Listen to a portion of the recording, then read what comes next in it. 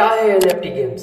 आपके मन में एक क्वेश्चन रहेगा कि एनएफटी गेम्स और नॉर्मल गेम्स के बीच में डिफरेंस क्या है। सिर्फ एक ही बात का डिफरेंस है, वो है पैसों का।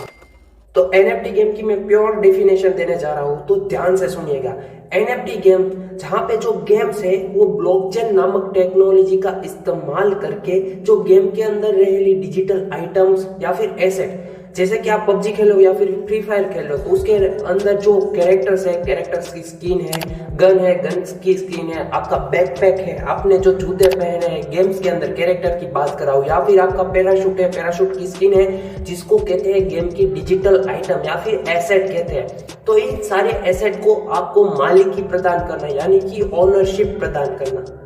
कुछ समझ में नहीं आए, कोई बात नहीं। आपके यहाँ पे दो वर्ड समझ में नहीं आए होंगे। फर्स्ट है एनएफटी क्या है और ब्लॉकचेन टेक्नोलॉजी क्या है।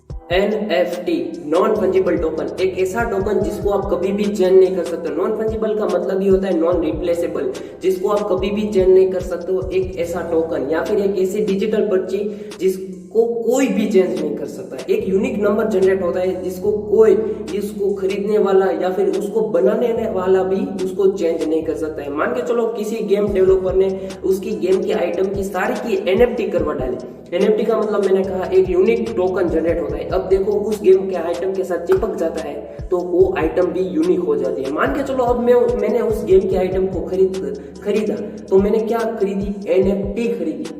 अब मुझको उसकी ओनरशिप मेरे पास है, तो वो सारी की सारी इंफॉर्मेशन कहाँ पे होगी? एक ब्लॉक जनरेट होगा, डिजिटली ब्लॉक जनरेट होगा, जिसके अंदर पूरी की पूरी इंफॉर्मेशन लिखी होगी कि इस गेम के आइटम को विशाल भाई के नामक यानी कि मेरे नाम पे वो है, और वो ब्लॉक क्रिएट हो जाएगा। और वो ब्लॉक यानी कि डेटा है वो कहाँ पे स्टोर होगा?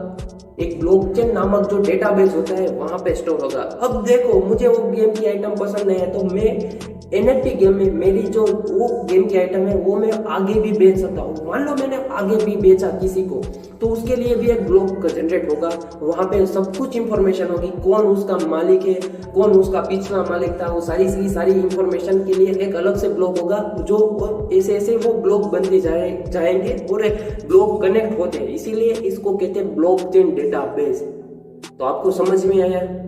ऊपर से मैंने समझाने की कोशिश की है आपको। एनएफटी गेम ब्लॉकचेन का इस्तेमाल करके आपको तीन चीजें प्रोवाइड करती है। पहली चीज है वो होती है ओनरशिप और ओनरशिप की ट्रैकिंग। इसका मतलब ये होता है कि उस गेम की आइटम का मालिक कौन है और पिछला मालिक कौन था, वो आप सब ट्रैक कर सकते हो। सेकंड होता है प्रूवेबल स्केर्सिटी।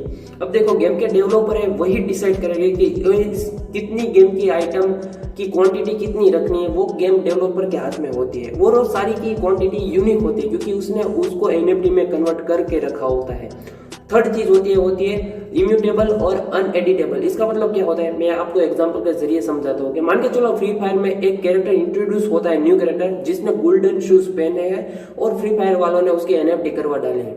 अब आपने वो खरीद लिए, तो आपका मन अब यह है कि मैं इस कैरेक्टर को सिल्वर शूज पहनाऊं, तो वो नहीं होगा क्योंकि आपने गोल्डन शूज वाले कैरेक्टर की एनएफटी खरीदी है। आपको सिल्वर वाला चाहिए तो आपको फिर से अलग से एनएफटी खरीदनी पड़ती है। वीडियो की शुरुआत में मैंने कहा कि नॉर्मल गेमिंग और एनएफटी गेमिंग के बीच में एक ही डिफरेंस है, वो पैसों का। जो आप एनएफटी गेम को लेकर एक सीरियस पैसे भी कमा सकते हो दो तरीके से, वो मैं बाद में डिस्कस करूंगा। सबसे पहले हम डिस्कस करते हैं कि एनएफटी का मीनिंग क्या होता है गेम के स्पेसिफिक में।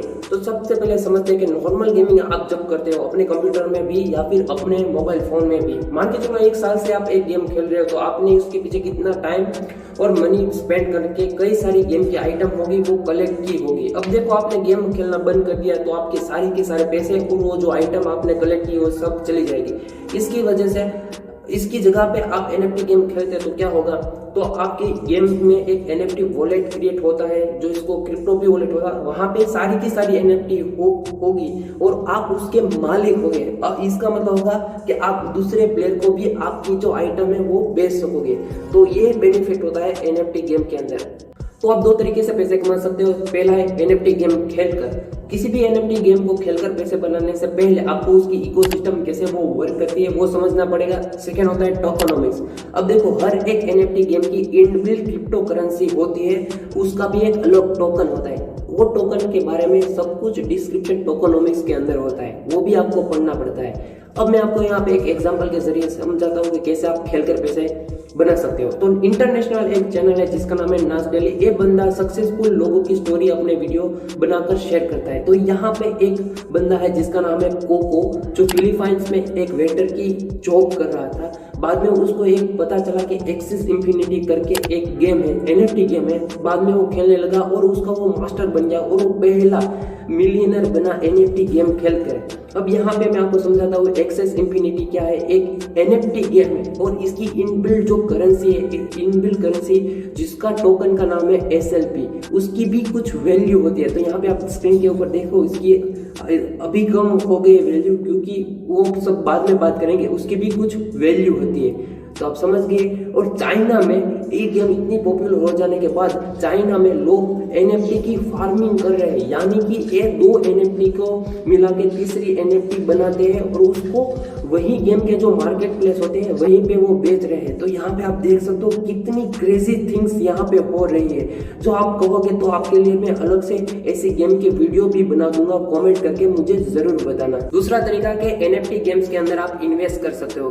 किस तरह से? देखो, कभी भी NFT गेम का कोई भी प्रोजेक्ट आता है तो सबसे पहले जो डेवलपर है उस गेम के अंदर जो आइटम यूज होने वाले हैं उसकी NFT करते हैं। NFT करने के बाद उसकी जो प्राइवेट सेल रखते हैं। जो आप गेम खेलना पसंद है तो आप सबसे पहले वो NFT खरीद लो ना, बाद में जो वो गेम पॉपुलर हो जाए तो आप अपने दाम लगा के उसको बेच सकते हैं। ऐसे ही NFT गेम का जो क्रिप्टो टोकन्स होते हैं, यानी कि इनबिल्ट जो करेंसी होती है, उसको भी आप खरीद सकते हो पहले से। बाद में जब वो पॉपुलर हो जाए तो आप उसको बेच सकते हो। तो ये सिंपल ट्रेड जैसा कुछ हो गया, इससे आप पैसे कमा सकते हैं। 2021 में NFT और ब्लॉकचेन है वो काफी हाइप पे रही थी, तो काफी गेमिंग की जो कंपनी है वो NFT गेम्स बनाने लगी है। तो 2022 में काफी गेम्स आने वाले हैं। जो आपको गेम्स के अपडेट रिलेटेड वीडियोस चाहे तो कमेंट करके जरूर बता देना। और इसकी हाइप आते आते हुए 2023 और 24 हो जाएगी। और हमारे इंडिया में तो यार पहला मिलियनर फिलीपाइंस में निकला, तो मेरी दिल्ली तमन्ना है कि दूसरा मिलियनर इंडिया से निकले। यार हमारी जो गेमिंग की इंडस्ट्री है वो काफी बड़ी है यार।